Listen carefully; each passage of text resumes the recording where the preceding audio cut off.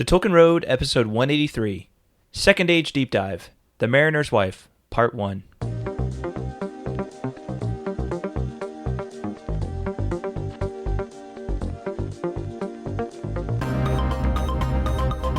Hello everyone, welcome to the Tolkien Road, episode 183, as we begin our, continue our Second Age Deep Dive as we begin our discussion of Aldarion and Erendis, the Mariner's Wife.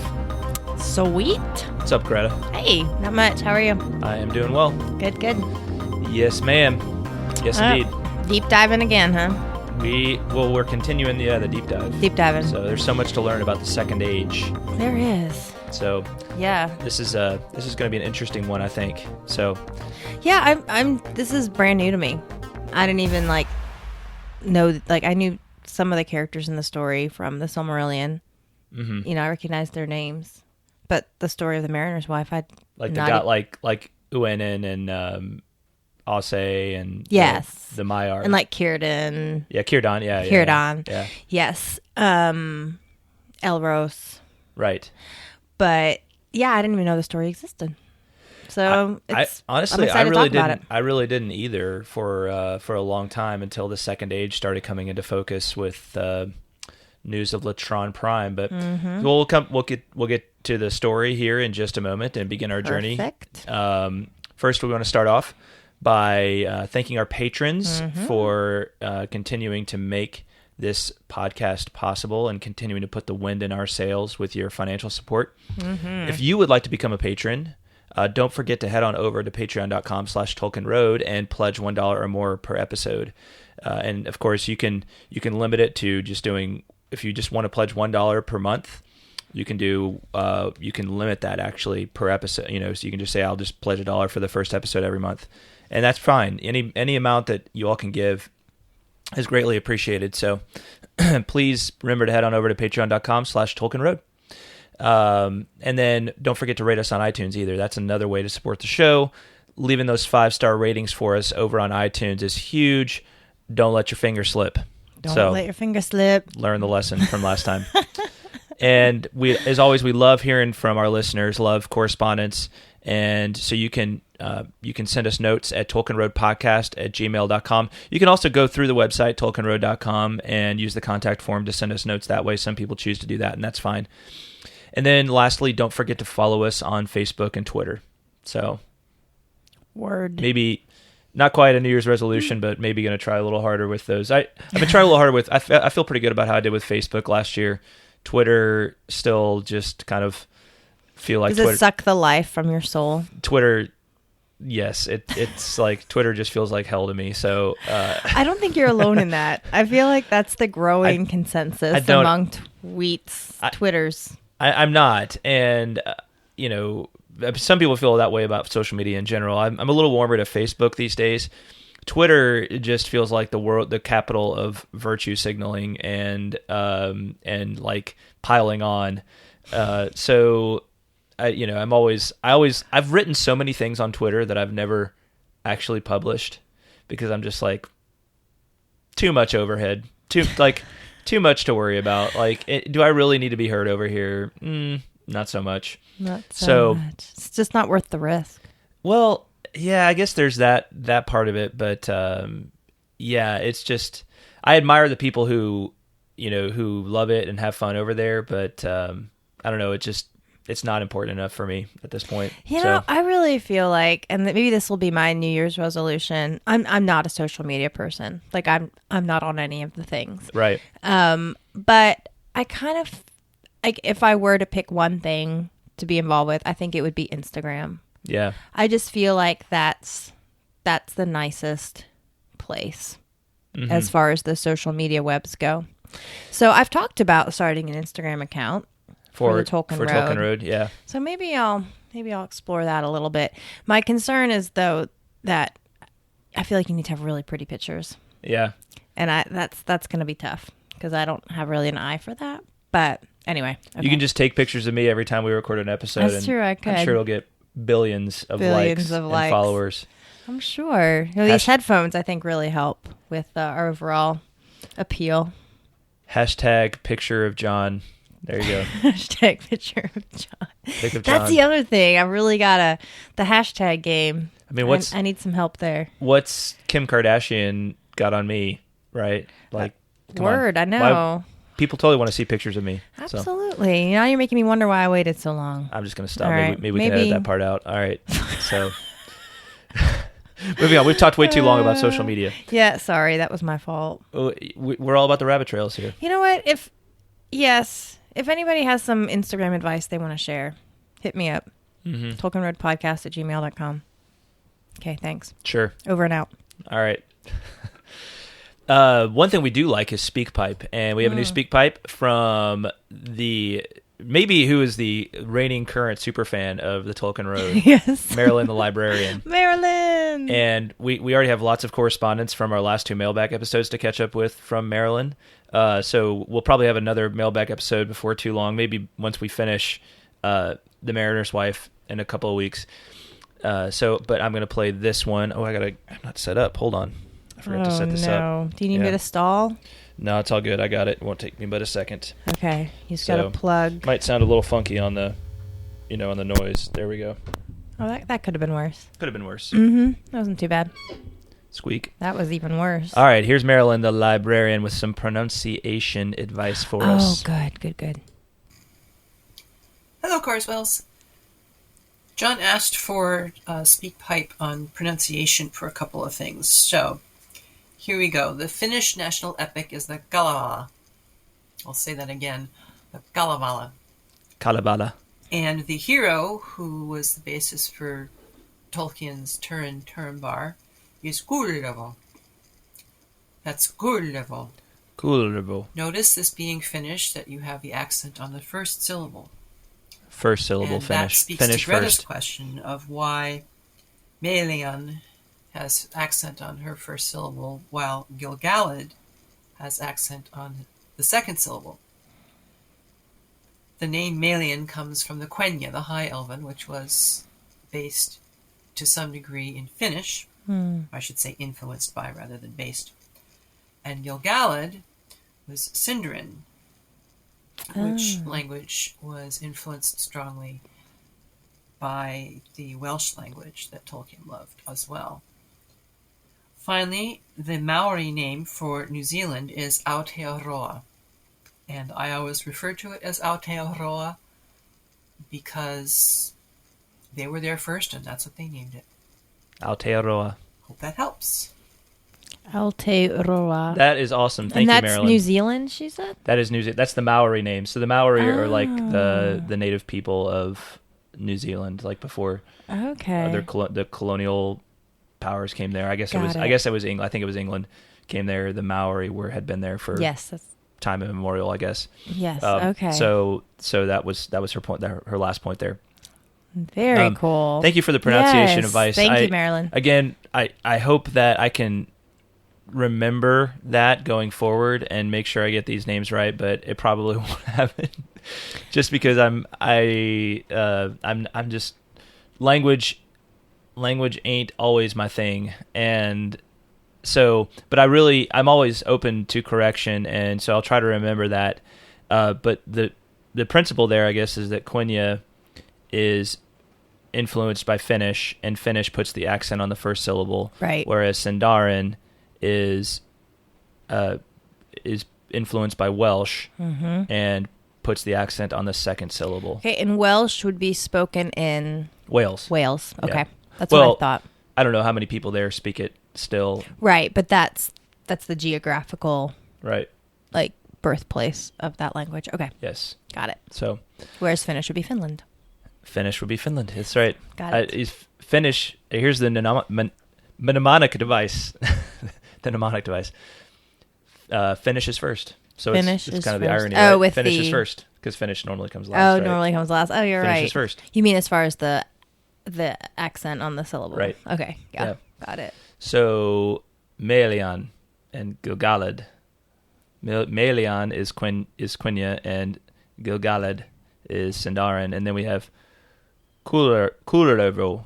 Kullervo is the name of the character from the Finnish epic, and Kalevala Kalevala. I think I'm saying that right. Yeah, So I think you are. Who is that again? that's the epic. Oh, that's the name of the epic. Yeah. Got it. Okay.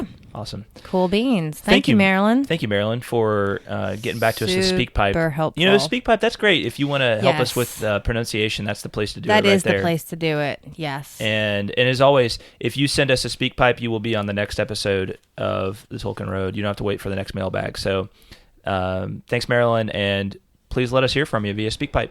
Go to the website, tolkienroad.com, and then you can find us over there. You know what they say?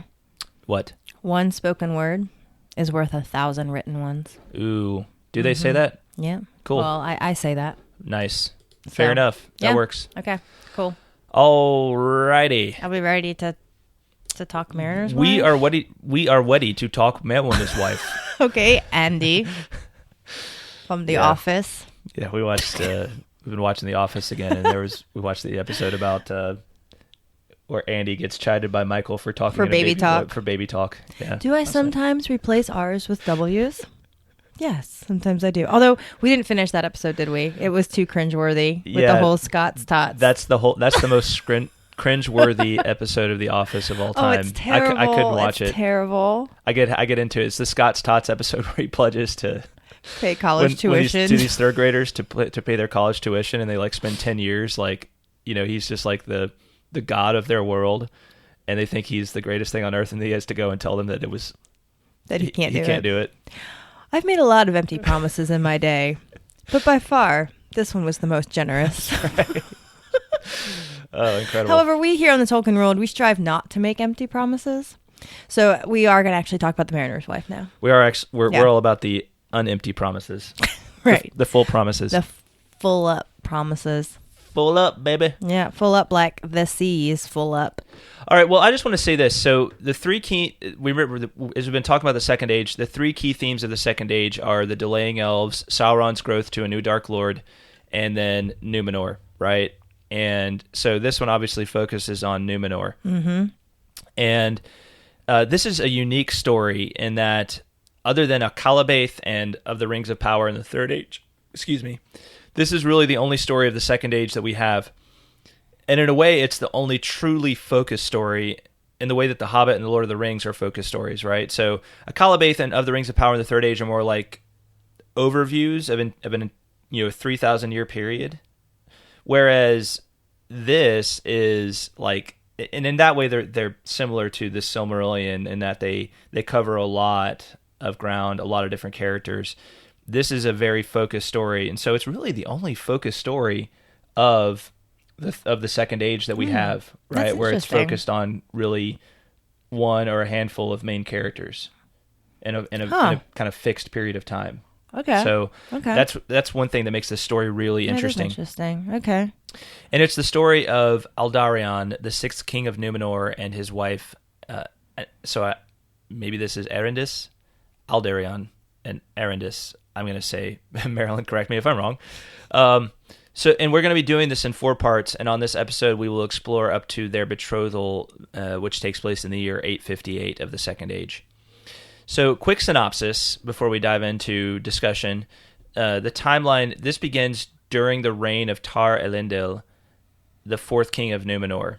So, Tar Elendil is the grandfather of Aldarion. And we've talked about him before. Haven't we? Yes. Like his name has come up. Well, he is not the same Elendil that is the father of Isildur, right? Oh. That's much later in the history of Númenor. My bad. Thank you for clarifying that. That later Elendil may be named after him. Okay. Okay. And then, Tar Elendil is the 4th king of Númenor. His son is Meneldor, who will be the 5th king.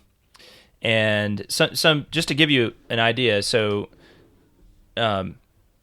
this is really like taking place during a period, and this is after Sauron has begun to stir again in Middle-earth, right, in the year 500 of the Second Age.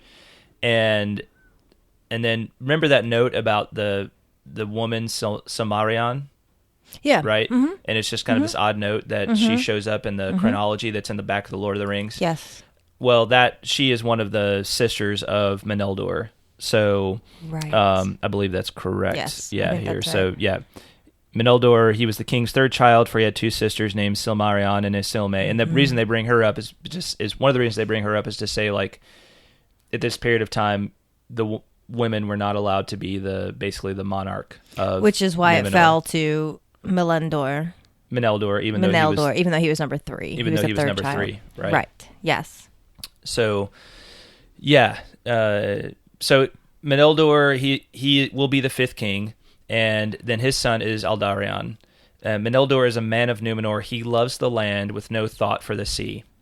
I mean, if there was a man that ever loved his homeland, it's Meneldor, and he just thinks Númenor is the greatest thing. So super patriotic. And it makes a point to say that he's not really a fan of the sea at all. So he's not a seafarer. He's not a mariner. Like, doesn't it say that he loves the stars? Yes. Okay. Yeah. He's the one that builds that tower. Right. Yeah. Okay. We'll get into that here in a second. Okay, So sorry. we can get into all the detail you want to get into. I'm just trying to do the synopsis. Okay. And then Aldarion, his son, is a man of the sea. So we already see the seeds being sown for conflict here, right? Dad, a man of the land and not of the sea. Son, a man of the sea and not of the land. We learn about Aldarion's numerous voyages as a young-ish man to the coast of Middle-earth because, of course, being of the line of Elros, he has a longer span of life than most men. So we learn in this story, we learned about all of his voyages when he's a young man, and in this part of our discussion, that's what we're going to be focusing on really this week. And in this way, he pioneers the return of the Númenorians to Middle-earth and the establishment of outposts there. Remember, they start out and they're not really too concerned with Middle-earth, but eventually they start going over the sea, establishing outposts in Middle-earth. And there's maybe even this notion that they have sort of a missionary role to play in bringing the light of Valinor and the Lords of the West to the other men of Númenor. So, Meneldor grows unhappy with Aldarion's attention to the sea, and a rift begins to grow in their relationship. And then Aldarion eventually meets Erendis, a woman of Númenor, though not of the line of Elros, so she does not have the same length of life.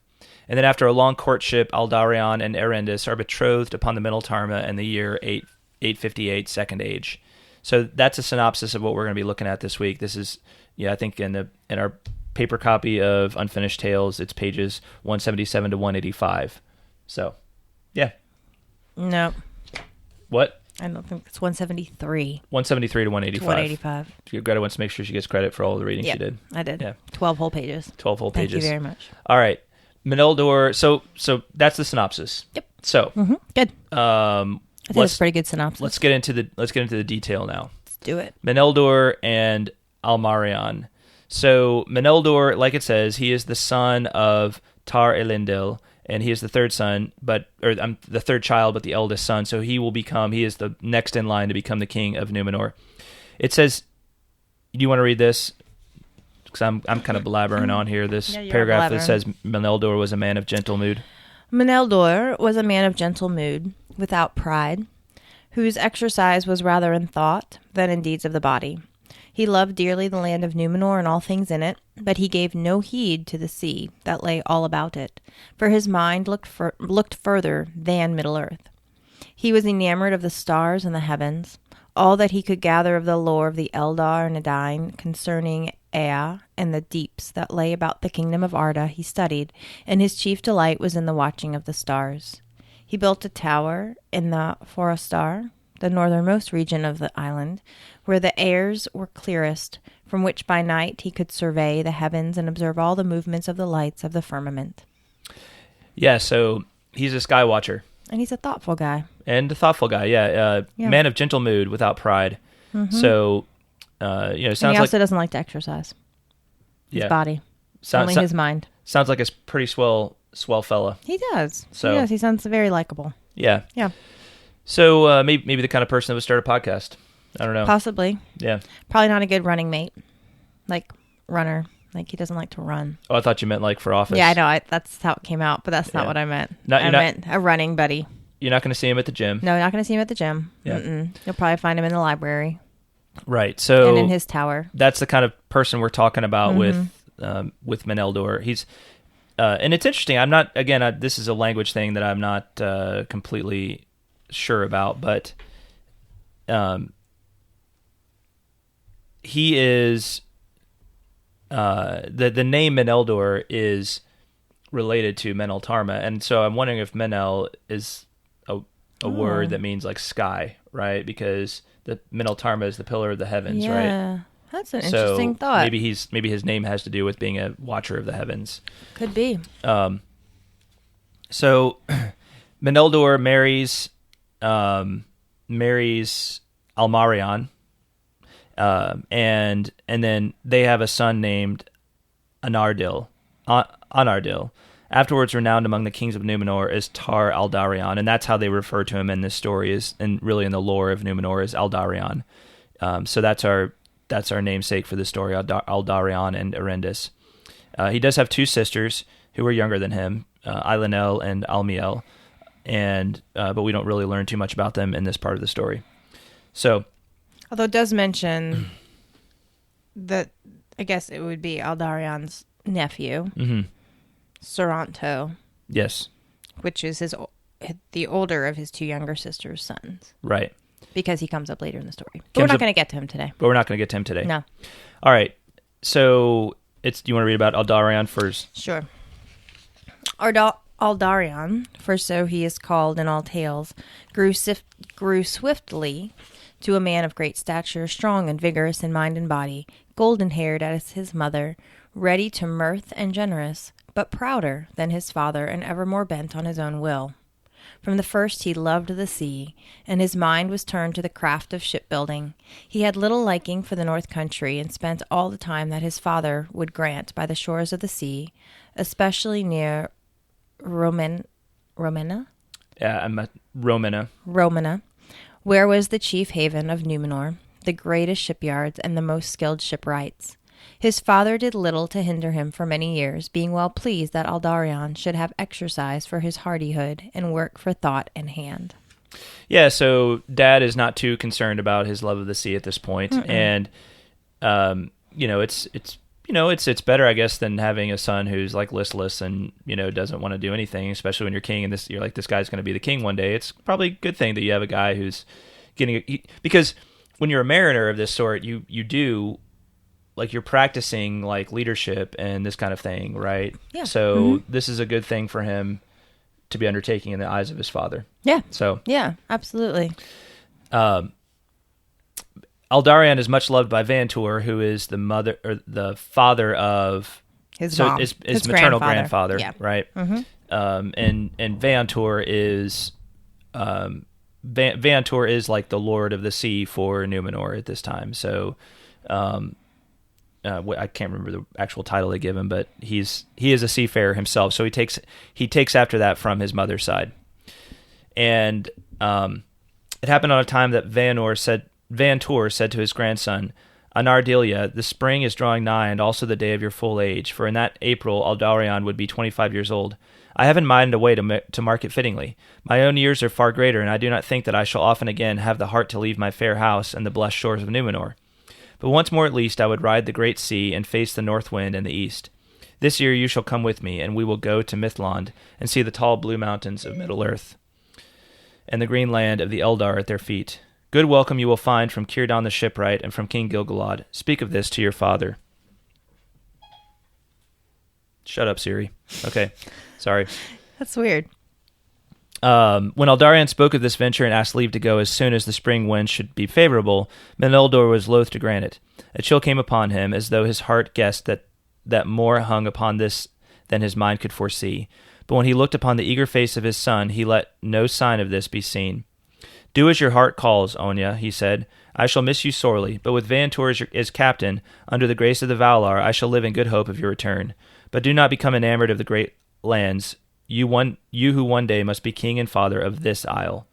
So a couple of things to call out there. So at first, Meneldor doesn't really understand it, but he's okay with this, and he's like, "You're going with your grandfather. I get it, and I know he'll take good care of you. Don't become too enamored. But I also know that you're going with the grace of the Valar, which that's important. That becomes important in this story. Mm-hmm. Is it's not just about going to sea. There's this.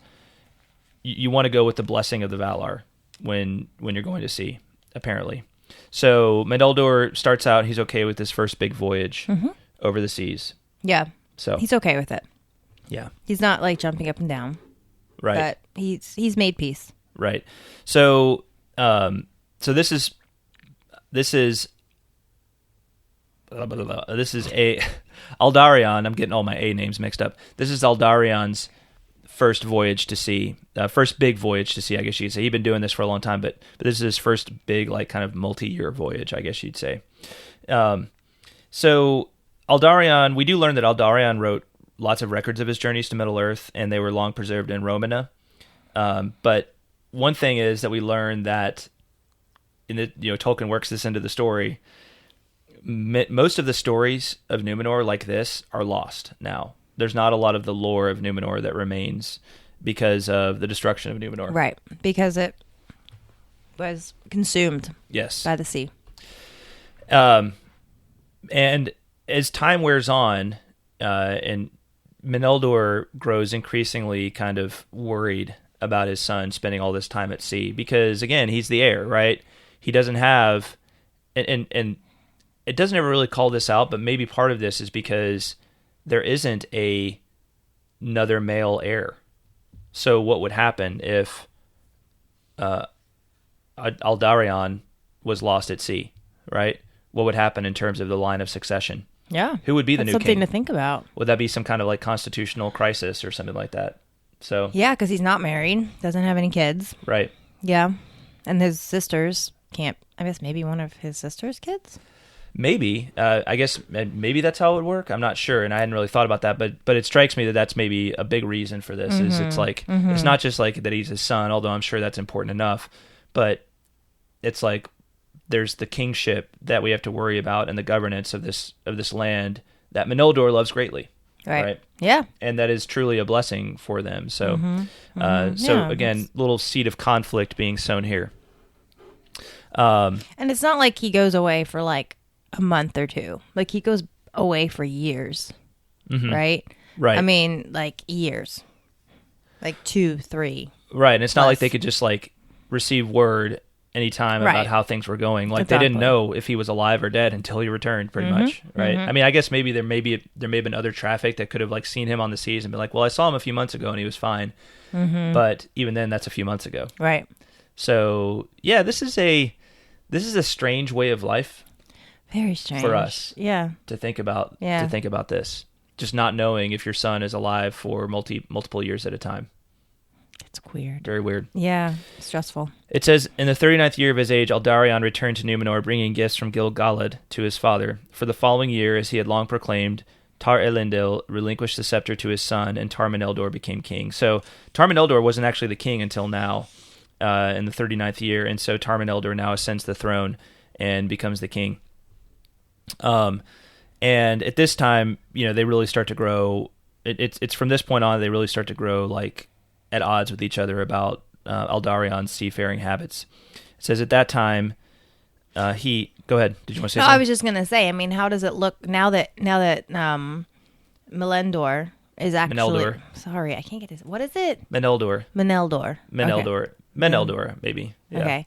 Well, now that he's actually king, how does it look for him?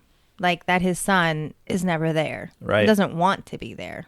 Right. So, I mean, there's a little bit of, probably it reflects poorly on him, especially since he's so patriotic. And here he's like, you're eventually going to be king and you know nothing about this land because you're never here.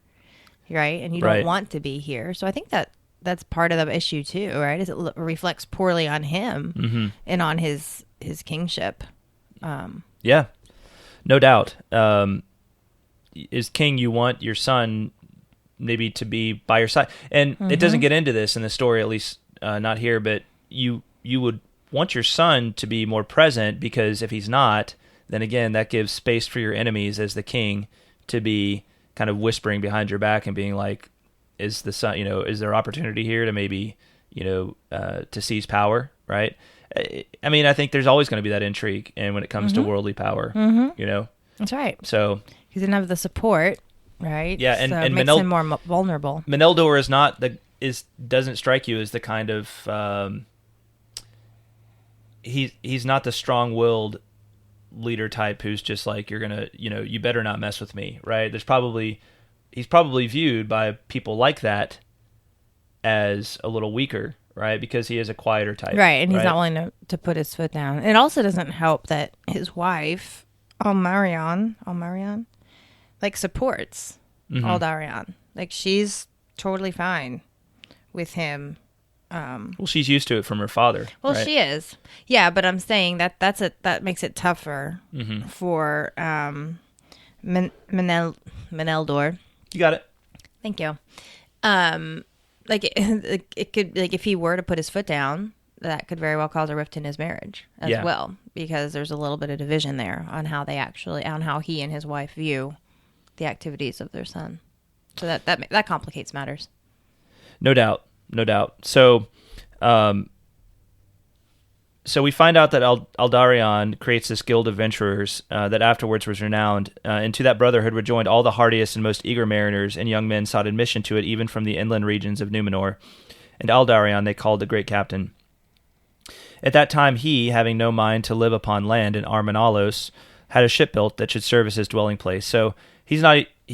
He loves the sea so much he wants to live on sea even when he's home. He's got a houseboat. Yeah, he's got a houseboat. That's cool. He named it therefore Eambar, and at times he would sail in it from haven to haven of Númenor, but for the most part lay at anchor off Tol Uinen, and that was a little isle in the bay of Romana that was set there by Uinen the Lady of the Seas.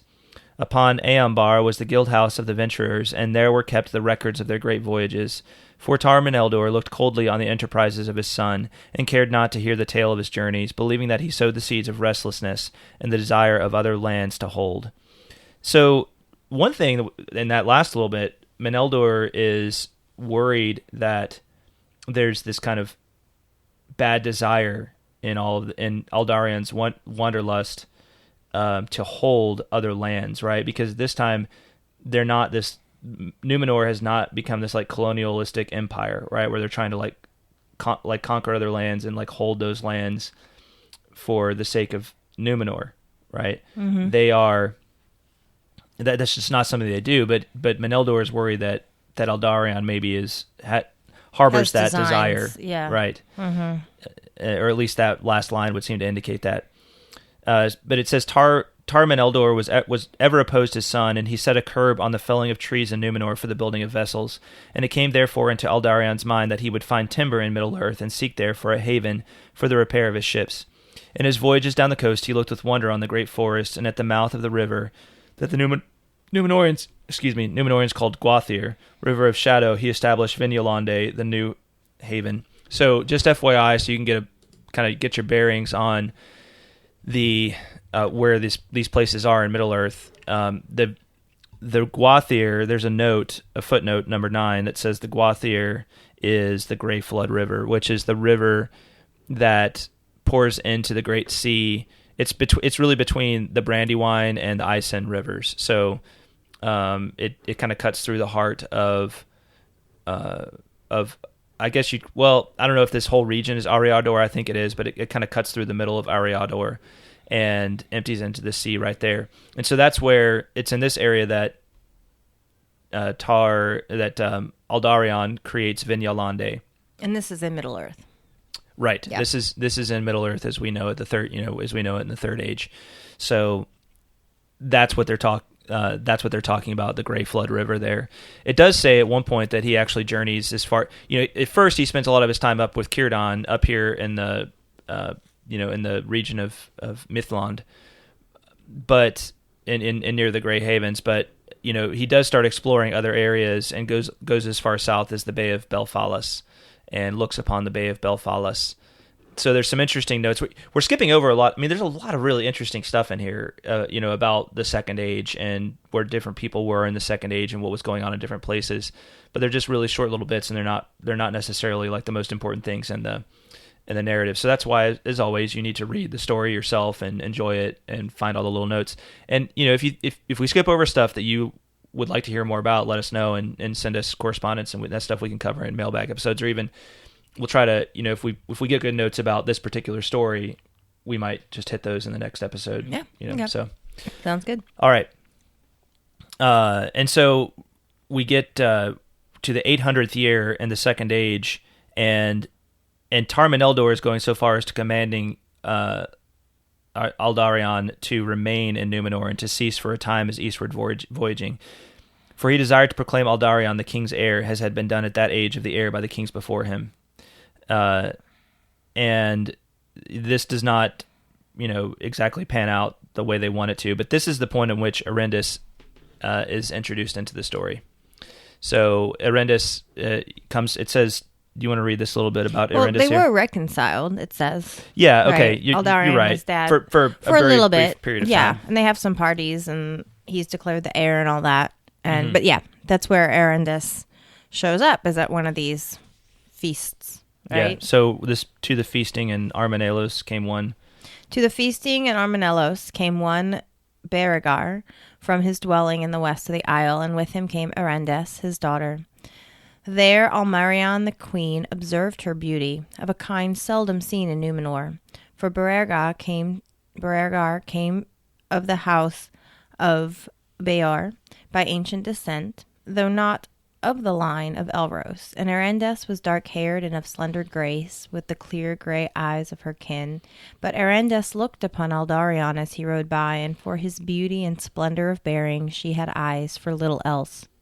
Thereafter Erendis entered the household of the queen, and found favour also with the king, but little did she see of Aldarion, who busied himself in the tending of the forests, being concerned that in days to come timber should not lack in Númenor. Ere long the mariners of the guild of venturers became restless, for they were ill content to voyage more briefly and more rarely under lesser commanders. And when 6 years had passed since the proclamation of the king's heir, Aldarion determined to sail again to Middle-earth. Of the king he got but grudging leave, for he refused his father's urging that he abide in Númenor and seek a wife. And he set sail in the spring of the year. But coming to bid farewell to his mother, he saw Erendis amid the queen's company, and looking on her beauty, he divined the strength that lay concealed in her.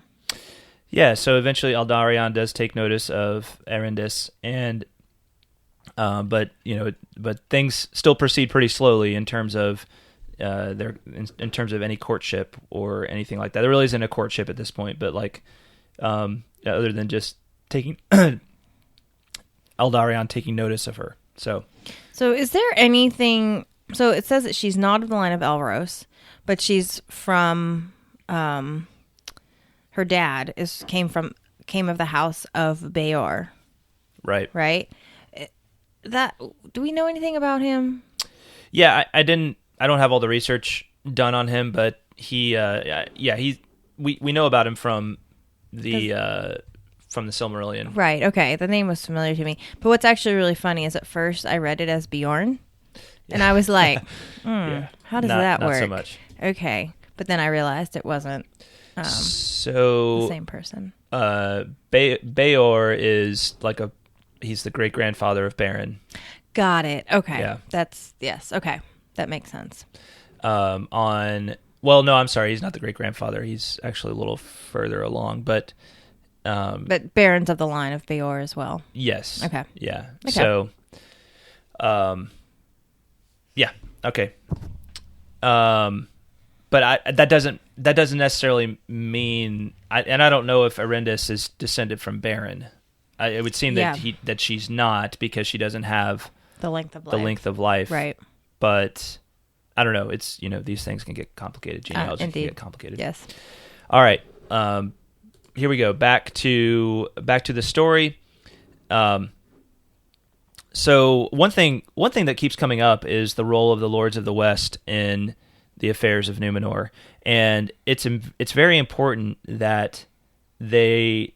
And when we talk about the Lords of the West, we're of course talking about the Lords of Valinor, right? The Valar and the Maiar, and in particular, the names that come up in this story are Uwenen, who is the Maya of the Sea. I believe she is the spouse of Ase. Let's make sure we got that right.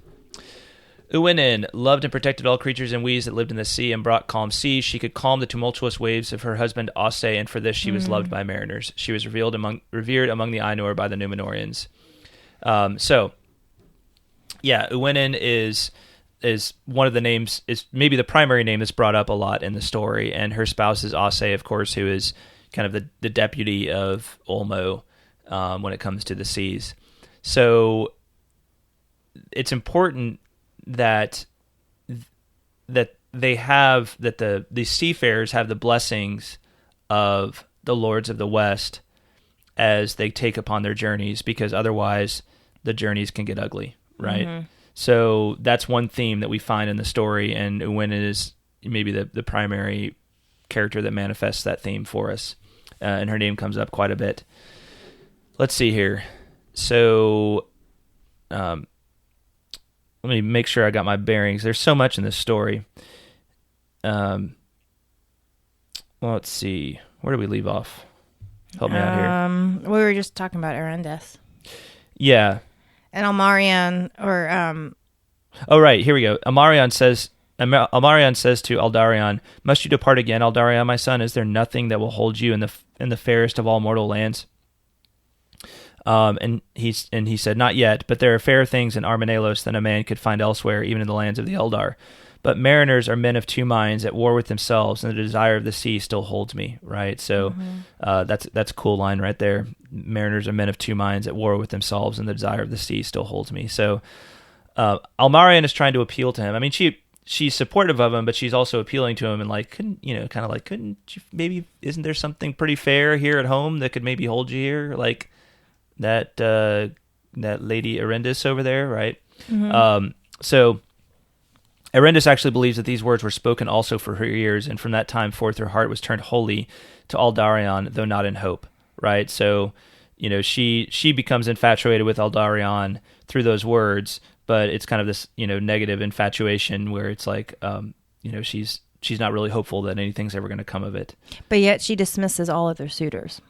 But yet, yeah. Because she's completely, like, hook, line, sinker in for Aldarion. So we seem to have, this, the beginning of a great romance here, right? And in terms of Aldarion and Erendis, and Aldarion being like his heart divided between the sea, but also starting to maybe take notice of Erendis, and Erendis having her heart set upon Aldarion, but without, kind of in a hopeless way.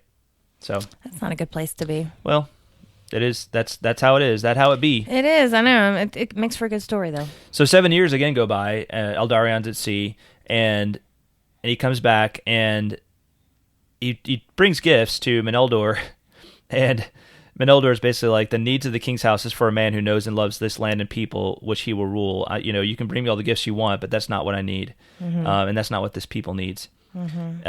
And Aldarion's response to that is, "Do I not study men all my days? I can lead and govern them as I will." And then Meneldor, of course, I think wins the argument, and he's like, "Yeah, you may be good with other mariners, men of like mind to you, but guess what? 50% of Númenor is women, and there are no women going with you to sea. So you're gonna have to learn how to lead them as well, and you're learning nothing about that at this point." You see Aldarion's pride really kind of coming to the forefront here. Right. I think he's like, I can rule them as I will. That's right. I know what I'm doing. Let's see here. So, do not forget that Meneldor says to him, "Do not forget that the Edains dwell here under the grace of the Lords of the West, that Uwenen is kind to us, and Ase is restrained. Our ships are guarded, and other hands guide them than ours. So be not overproud, or the grace may wane, and do not presume that it will extend to those who risk themselves without need upon the rocks of strange shores or in the lands of men of darkness." And Aldarion says, "To what purpose then is the gracing of our ships, if they are to sail to no shores and may seek nothing not seen before?" So they're just button heads, and there's no resolution to it, right? Dad wants one thing for his son wants something completely different, and it's almost like the more they argue about it, the worse the rift becomes, and the more set in their ways they become. So, any thoughts at this point?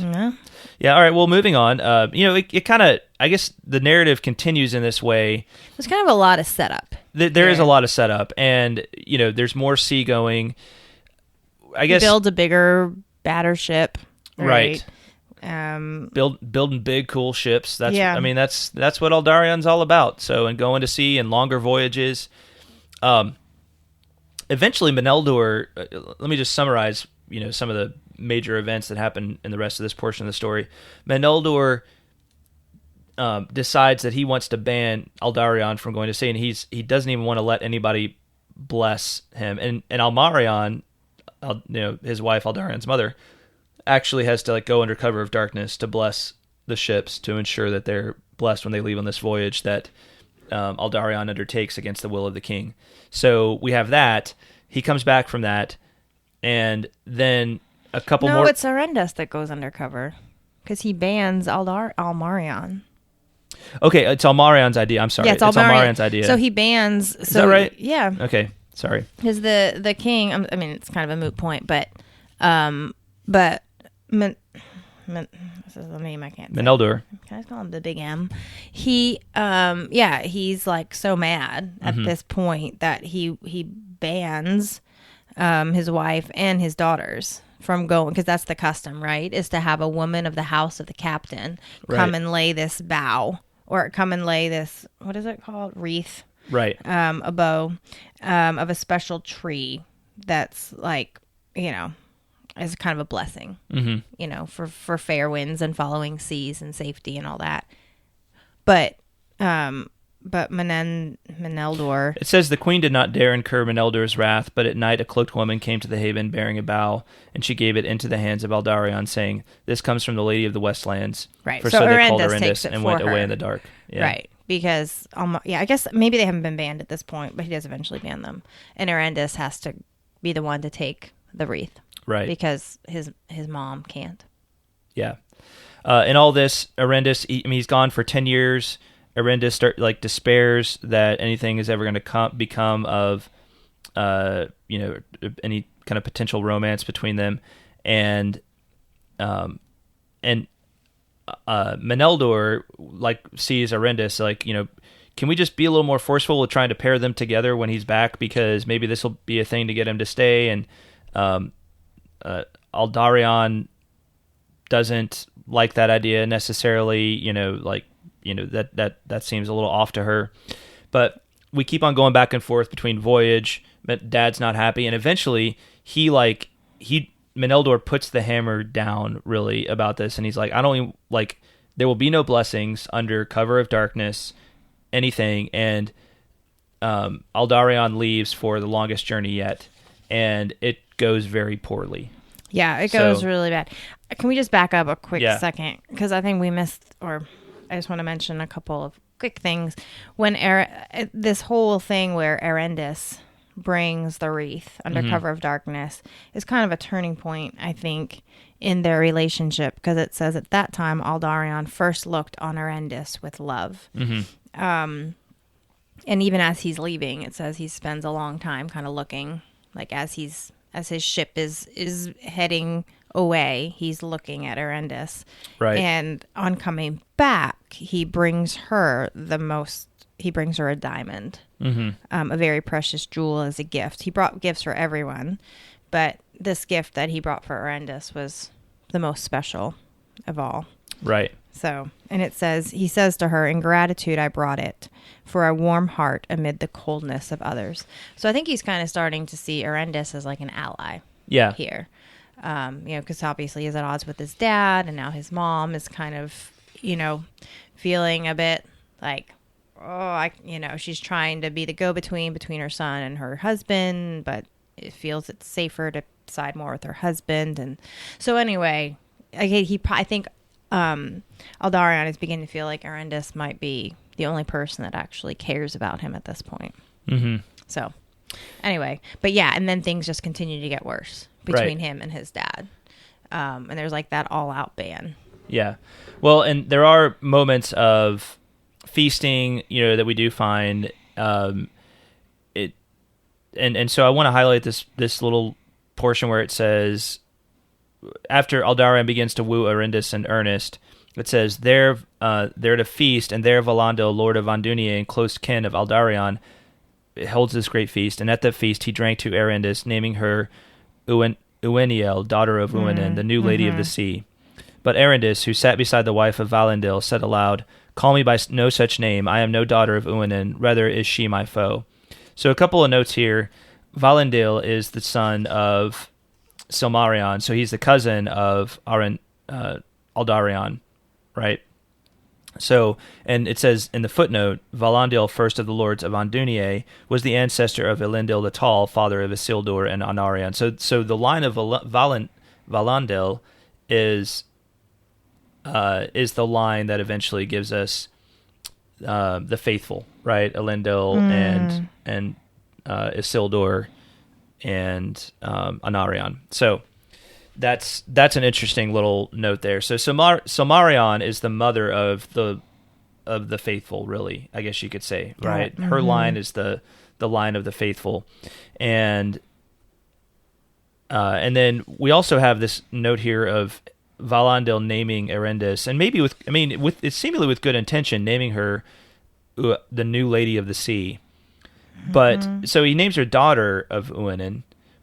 Mm-hmm. But there's two things. First of all, like you calling her the new Lady of the Sea, and that could be, if I was the Lady of the Sea, I might be a little bit insulted. Like, okay, is she taking my place? Right. When he meant it as daughter of the sea, but I could see her getting word of it like new Lady of the Sea, and it's like, whoa, what? Wait, yeah. I don't need no new Lady of the Sea. And then Erendis basically says, "Call me by no." She basically repudiates the name. "Call me by no such name. I am no daughter of Uinen. Rather is she my foe." Foe. I mean, she throws down, right? Yeah, she does. So that's troubling, to say the least. We got some serious conflict going there. Yes, and I think it's just like, things. It's just like this up and down, right? Things are pretty good, and then you're like hopeful that this is finally going to take, and then it's like boom, right? Nope, never mind. Yeah. Okay, so this little portion of dialogue here, why don't you read this, where it says, "There Erendis spoke to Aldarion and said, 'Here could I be at ease.'" All right. So there Erendis spoke to Aldarion and said, "Here could I be at ease." Do we know where? So here is the land. Yes. Right. This is in. So they make a deal because right. she went on this sea voyage with him, and she's like, "All right, I did this for you. Now you're going to come see the land that I love." Yeah. And so they are in. How do you say that? Emerie, where rolling downs of grass. Where were rolling downs of grass, and it was the chief place of sheep pasturage in Númenor. Okay, so this is where Erendis tells Aldarion, "Here I could be at ease." And then Aldarion responds, "You shall dwell where you will, as wife of the king's heir, and as queen in many fair houses, such as you desire." "When you are king, I shall be old," said Erendis. "Where will the king's heir dwell meanwhile?" "With his wife," said Aldarion, "when his labors allow, if she cannot share in them." "I will not share my husband with the Lady Uinen," said Erendis. "Well, that is a twisted saying," said Aldarion. As well might I say that I would not share my wife with the Lord Orome of forests, because she loves trees that grow wild." "Indeed you would not," said Erendis, "for you would fell any wood as a gift to Uinen, if you had a mind." "Name any tree that you love, and it shall stand till it dies," said Aldarion. "I love all that grow in this isle," said Erendis. Yeah, so that's quite a lover's quarrel going on there. Yeah, really. This reminds me a little bit of Aule and Yavanna. Yes, I was thinking the same thing. Yeah. Yes, with they shall have need of wood. Yeah. Yes, the dwarves. Yes. Right. Yes, exactly. So there's a little bit of that conflict going on here. Hints of that conflict going on here. Mm-hmm. But I love the way Erendis handles herself. She's like, I love all the trees here, so right, stop exactly. chopping them down for your stupid ships. Yes, right? yes. So we see that though they do seem to be in love, there's also a very deep conflict between the other things they love, right? Mm-hmm. And there's really no reconciling that. Mm-mm. It's not like, they're just polar opposites in that way, like right. the land and the sea, trees and boats. It's hard to see how this is going to be resolved. Yeah. In the end, though, Erendis' mother Nuneth, basically talks her into putting all of that aside, and she says a woman must share her husband's love with his work, in the fire of his spirit, or make him a thing not lovable. So that's a real I mean, I actually really loved that line. Mm-hmm. Or make him a thing unlovable. I mean, that's a rock and a hard place, Mm-hmm. right? I mean, it's like you're asking me to sacrifice my convictions, right? And if I don't, I'm going to end up in a super unhappy marriage. Right. I don't know. I'll be honest, I'm a little annoyed with Erendis. Like, I don't, like, she needs to get over Mm-hmm. her infatuation with Aldarion. Okay. I don't know. I just like, clearly, I mean, I understand that he is like courting her, Mm-hmm. like really courting her and, trying to make up for lost time, I guess. But I don't know. I'm a little frustrated because clearly this is a deep conflict. Yeah. And something's got to give. Right. But it seems like she's just so enamored and infatuated. But it's really because she can see all this too. Like, it's not like she's got blinders on. Like, she can see the conflict. She's aware of it, but she can't. It's like she's in a web and she can't extricate herself. Right. Yeah. And I don't really. I don't know. It's tough. I think her mom gives her good advice, Mm-hmm. but I guess I don't know. I'm gonna stop ranting because I don't really know what my point is. Well, no, I mean, I think you're just kind of explaining the conflict that you feel with all of this within yourself. So. Yeah. It's hard for me to watch and read about. Yeah, because I can just see it heading for destruction. They seem like two very stubborn people. They do. Yes. Yet here they are, like destined to be together. Yes. So.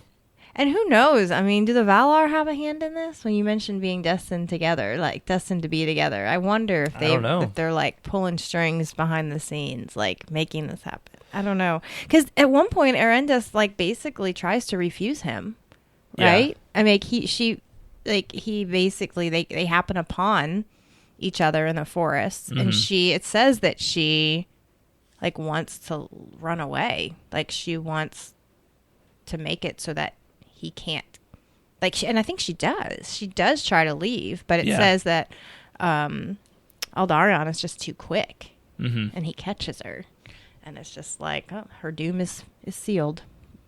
Yeah.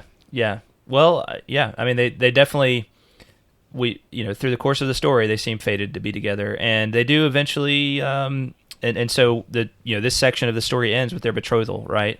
Mm-hmm. It says that they go and they participate in the Erukiarme, which is the spring prayer upon the Meneltarma, the prayer to Eru, the feast of the spring in Númenor. And remember when we talked about that in the description of Númenor episodes that we did at the end of last year. So you can learn more about what that's all about from those episodes if you haven't already listened to them. But so there they are in the Meneltarma, and the king is the only one who's supposed to speak on the Meneltarma when he offers this prayer, but lots of people go with him. And then they kind of stay behind. They don't speak when they're still on the Meneltarma. They stay behind when everybody else is leaving, but they're still up there themselves. They look out over the whole island. I guess you can probably see most of the island from the Meneltarma. Mm-hmm, mm-hmm. And then but they came down, and I guess they start getting lower to the place where you can speak. Erendis stood a moment, looking towards Amarie and beyond, towards the woods of her home, and she says, "Do you not love the Yuzayan?" And that's a weird word. I don't even know what that word is. "I love it indeed," he answered, "though I think that you doubt it. For I think also of what it may be in time to come, and the hope and splendor of its people, and I believe that a gift should not lie idle and hoard." But Erendis denied his words. So that's a key thing, right? So that little line right there harkens back to Meneldor's concern about Aldarion wanting to kind of go to other places and establish maybe Númenorian colonies in other places. Mm-hmm, mm-hmm. And that's not always necessarily a bad thing. Like we live in a post-colonial time for ourselves, like in our own minds, we live in a post-colonial time, so we tend to look down on those kinds of ideas. But not everything has to be like the bad parts. Like there are good things that can come of countries establishing outposts in other lands. Yeah, absolutely. And it doesn't have to be for domination. It can be Right. for increasing trade, increasing the exchange of ideas and cultural exchange and that kind of thing, Mm-hmm. which are all good things. So, and so Aldarion seems to have adopted the perspective of, I don't want to just sit here with this gift of Númenor and just hoard it for ourselves. Like, I want to share the great things of our land with other peoples. So that would be kind of like a missionary spirit in that sense. I would say so. Yeah, like in a positive way. Yeah. So, but Erendis doesn't see it that way. right. Yeah. Care to elaborate? Oh, I was just going to say that she basically says that such gifts as come from the Valar and through them from the One are to be loved for themselves now and in all nows. They are not given for barter, for more or for better. The Edain remain mortal men, Aldarion, great though they be, and we cannot dwell in the time that is to come, lest we lose our now for a phantom of our own design. So I mean, I really dig that. She has a good point. Yeah, and it seems like in their relationship, we're going to see the conflict of the two perspectives of what it means to be Númenorian, right? Are we supposed to just dwell in this earthly paradise and enjoy it as this gift, or are we supposed to maybe do that, but also share it with others, right? And can those two perspectives live together? Right? Can they actually achieve unity of mind and a harmonious way of life or not? Yeah. So maybe that's the cliffhanger that's being set up here. Yeah. And she kind of, takes it a step further, and she, shows him this jewel that he brought her, right, on one of his previous voyages, and she's like, "Do you want me to trade this, like, for other goods that I desire?" Yeah. And he's like, no, absolutely not. And so she's like, well, boom. Yeah. Drop the mic. I mean, they have very conflicting points of view on all this. I'll get a little personal here and say, like, this is a really great dialogue just for me and my own life. And it's like, you have all the things that you want. I mean, I've been doing this podcast for a long time and written books and everything, and I've got lots of other stuff I want to do in my life, and the same would apply. The same would apply for you. But you also have this balance of like, but I also want to like just be able to like sit down in the evening after doing an honest day's work and like enjoy time with my kids while they're still young, and with you, right, with my wife, and so it's like I can't invest myself too much in the what might be and creating this future life and expanding all of my endeavors into these other things. There has to be this perspective, like there's this balancing act that goes on between those two impulses. I mean, you need to, in a sense, you need to build for the future. You need to prepare for it, right? But that can't be your sole focus, because you're going to lose the here and the now. If you're always wanting more, bigger, better, then you're not appreciating what you have in this moment. And there is something unique for the Númenorians, because they can, as it stands, you would suppose that they can trust the Valar to provide for them, right? For their every need. There is no sense in which like they have to go to other lands in order to provide for their own needs. Like they can enjoy the land as the gift. Right? This is a blessed place, unlike any other place on Earth. Right. So they're able to do that, and they haven't been, in 800 years of history, there's no indication that they've been attacked by anybody, that they've ever, that anybody comes from from afar to attack them. So the forces have been held They at really bay. do live in this uniquely blessed place that is unlike what any of us experience in this world. Now, there's certainly places that maybe are a little safer than other places, but there's no earthly paradise like Númenor, right? Right. But in the same sense, there's the whole, like, I can totally identify with Aldarion wanting to share that. Like, wanting, the whole blessed to be a blessing thing, right? Yeah. Like, there is a certain sense that if you're hoarding it for yourselves and just living in the moment and enjoying it all for your own good and whatever, that that's a bit selfish. Mm-hmm. But then there's there's got to be a balance. Right. Well, all of this ends ultimately with their betrothal. Yep. So Aldarion and Erendis are betrothed, and Aldarion presents Erendis to Tarm and Eldor as the betrothed of the king's heir, and there's great feasting, rejoicing, and all these things in the land of Númenor in this time, and it is the year 858 of the Second Age when we end here. And this is kind of interesting. This just hit me. So at the end there, this jewel comes up again. Mm-hmm. That Aldarion is given to Erendis, and it says that that Erendis had caused the white gem to be set as a star in a silver fillet, and at her asking, he bound it on her forehead, and thus she wore it for many years. Mm-hmm. So I wonder. So it says that she became known far and wide as the Lady of the Starbrow, because she's wearing this gem shaped like a star on her brow. And it's interesting. I wonder if that's meant to harken back to I'm not going to Meneltor. I can't. Meneldor. Why can't I not say his name? I don't know.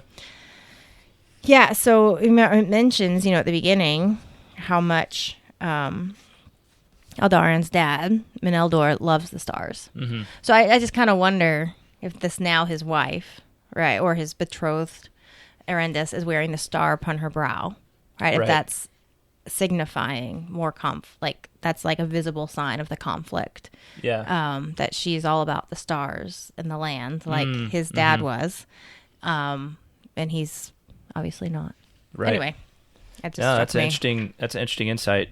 I mean, this is a pretty rich story. There's really a whole lot going on here already, and we just scratched the surface of it. So, do yourselves a favor and get your copy of Unfinished Tales. Start reading the story as you listen to our discussion of it, and we'd love to hear from you about your own insights and the questions that you have, because there's a lot we skipped over. As with any Tolkien story, you can't hit all the detail, because then you just be talking about it for hours on end. But really, really good stuff, and I have not yet read ahead to see how the story. I don't think it's part of Unfinished Tales, so I don't think it actually ends per se. But I'm excited to see what happens next. Yeah, I am too. I am too. Yeah. All right. Well, don't forget to send correspondence to TolkienRoadPodcast@gmail.com. Also, remember to follow us on Facebook and Twitter. And we'll be continuing with Aldarion and Erendis, the Mariner's Wife, for probably at least the next couple of episodes, if not more. Thanks to our patrons, once again. Yes. You all rock. And specifically as part of our reward tier for $5 or more patrons, they get announced at the end of each episode of which they are a sponsor. And so this goes to Eric B., Daniel P., David B., Robert F., Chuck F., Andrew T., Ish of the Hammer, Chris L., James L., Al T., Zeke F., James A., Emilio P., Shannon S., Teresa C., Azia V., and Brian O. You guys are the best. You guys are indeed the best. Thank you for your support, and thank you to all of our patrons and to all of our listeners. Don't forget to head on over to patreon.com/TolkienRoad and sign up to be a patron today. Yeah, please do. All right. Thanks for listening, everybody. Yes, thanks, guys. And we will talk at you next time. Yes, we will. Bye-bye. Bye, y'all.